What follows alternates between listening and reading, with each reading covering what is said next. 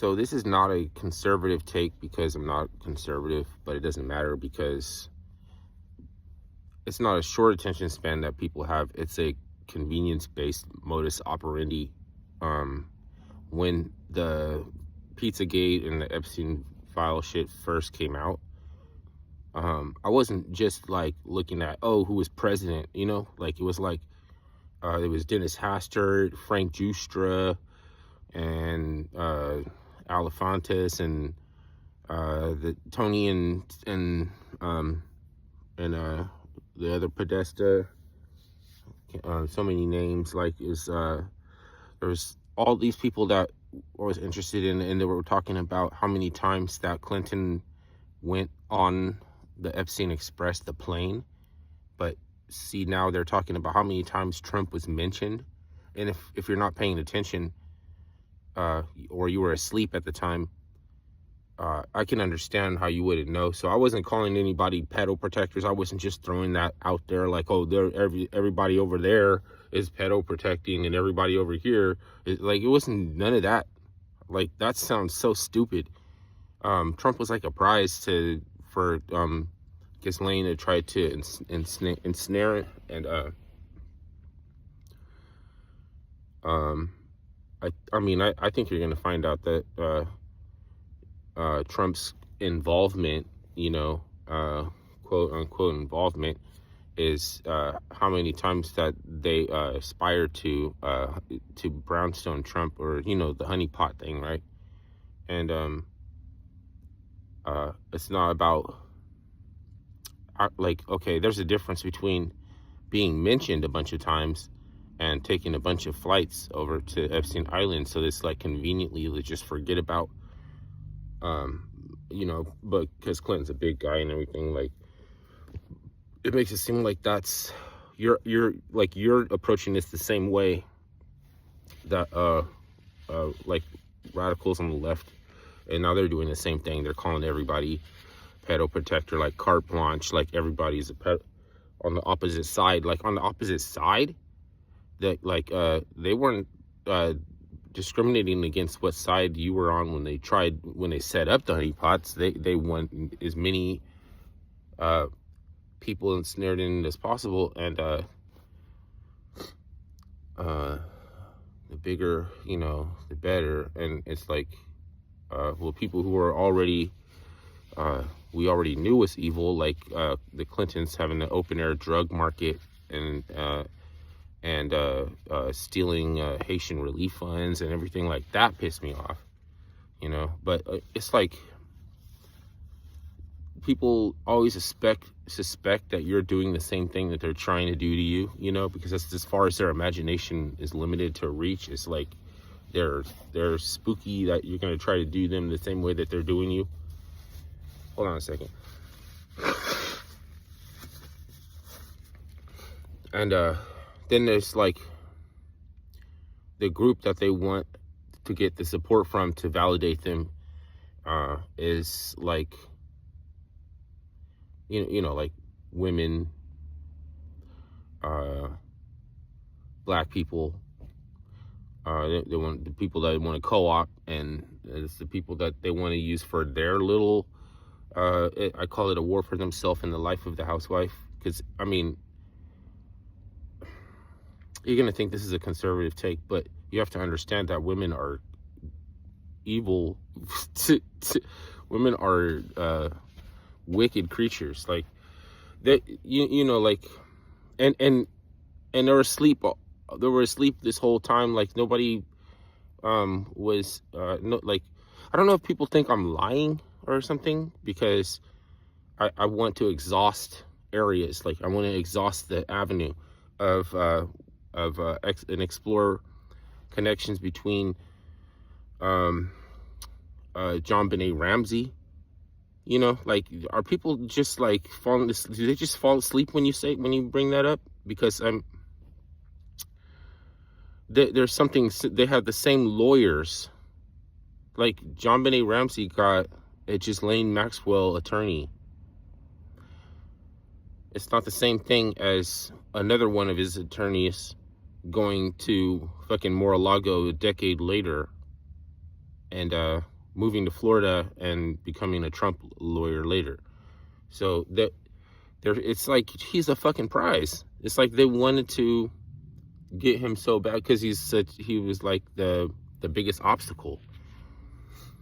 So it's like, oh, you're conservative because you like Trump. Like, I'm looking at this from the aspect of who's involved in the crime, not like what party that they're in. And I'm not a conservative, but that doesn't matter. Like, no, it doesn't matter. It doesn't matter how many times that you correct somebody, that aspects of fascism exist in most governments and has nothing to do with being Nazi. Like, separate fascism from Nazi, but they can't do it. It's like, it doesn't matter how many times. It doesn't matter how many times, and they just are like, want to be in the club of accepted people, popular. So they come up with these, like, they use these like Swiss Army knife, like, lazy approach to describing the circumstances that they actually live under, like, let's say racism or something. Couldn't you be a little bit more descriptive?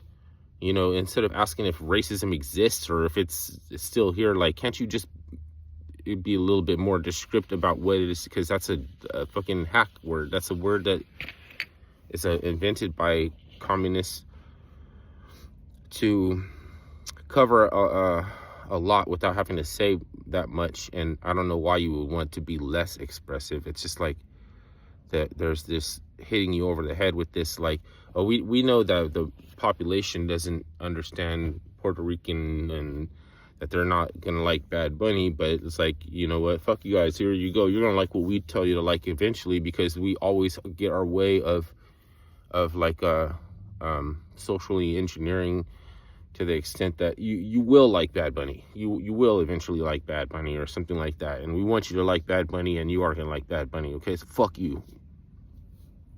You know, oh, you don't like Puerto Rican, you don't like, it's not about that. It's about like what resonates with the people that are going to the Super Bowl. Like, and it was like, oh, wait a minute, Jay-Z and like all these celebrities, like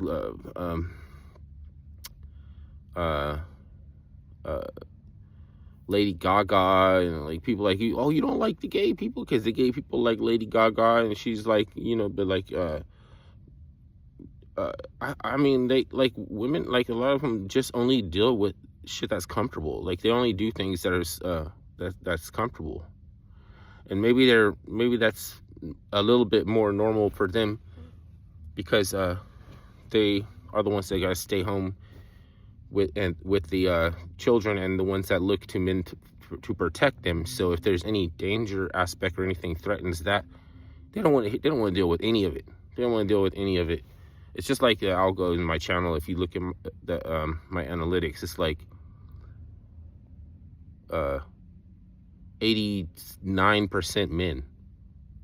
You know, it's like, but women have more empathy than men and everything. Like, yeah, but they're also more likely to weaponize empathy too. Like, they're also the ones that's more likely to weaponize empathy. So it's like stop fucking, like, just because they look nice and smell nice and feel nice and everything's nice and they sound good and taste good and everything is good, doesn't fucking mean that they're I mean, if you, I mean, that kind of, I would kind of think like, oh, that's kind of off-putting that, you know, no women like really your channel. But look at the type of things that women are interested in. It's like brain rot. They can handle a little bit more brain rot, like, without, you know, naturally, without it like upsetting their sensibilities or something, because it's like dealing with the things that are comfortable. And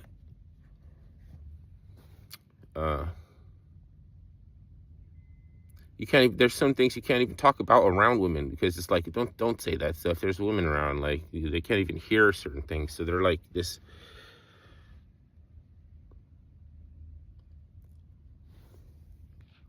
And it's like they feel probably safer in a society that doesn't notice them as much, probably. Like, they probably feel like you're supposed to have enough maturity to where you don't look at them, even though the comfortable clothes that they have to wear, because there's really nothing else to wear, it's not their fault, it conforms to their body. It's like it basically looking at a naked person walking around with color, like instead, like on their skin, like it's painted, which is, you know, whatever. I mean, you have to dress comfortably. You can't get mad about they dress comfortably. That's really all there is for them to wear. So what can you expect? But then when they start putting words on their butt and stuff, like you start reading like Pink and all these like brands, so like they try to draw your like attention, and yet you're supposed to look away. And so it's like there's like you have to have a balanced perspective, because there's a little bit of truth and then a little bit overboard, like as far as trying to figure out what their intentions and everything is. Like, do they like it when, like, let's say other women's men notice them and shit? Is like, oh, you're a pig, like everything is turns on us, like, oh, you're a dog, you're a pig, and everything like that. We can't tell whether or not they're wearing those clothes because they have to, because they're comfortable, or if they you know, and women are really more suspicious of other women and than men are. Like, so and they talk more shit about other women than men do, right?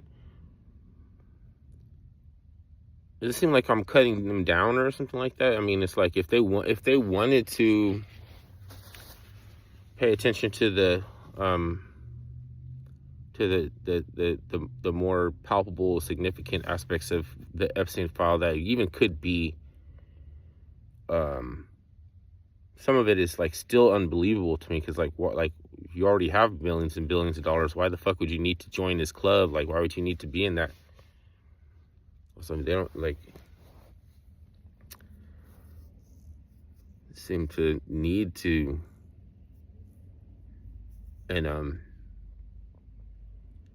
so maybe that's like, you know, not the only reason, but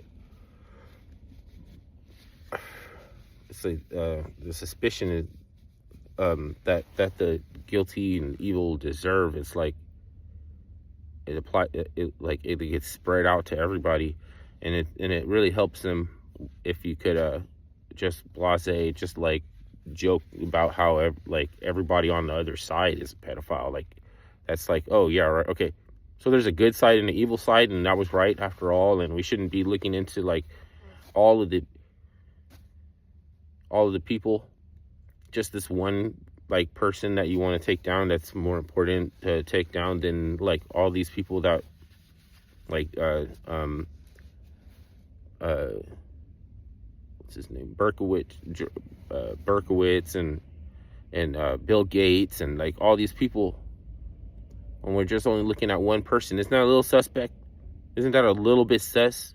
Like, aren't women smart enough to know that's a little bit suspect, that on one side you have an array of people that are dirty in this shit, and then the one that was a threat, the one that they had to put extra effort into a honeypot for, like, we're just gonna all jump on that one person, and like it's just like all Trump, and then if you don't like that, then you must be a conservative, you must be a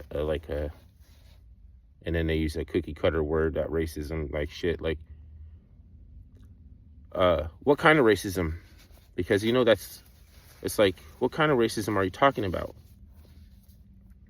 You know what I mean? Like George Bush Prescott, or Senior George Prescott Bush Senior or whatever, went to lynchings himself and took pictures next to strange fruit, if you want to say, and it was hideous, but it was like, that was normal for the time. So it was like he was proud to be standing next to a lynch person and shit, even castrated, and even they put his they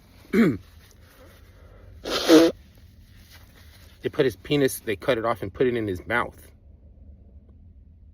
Like, what kind of monster? I wouldn't call that racism. I would call that something, though. Like, that is genetic determinism. Like Francis Quest Wesling wrote a book about genetic annihilation and genetic determinism. Like, but it's not popular to read Francis Quest Wesling or something.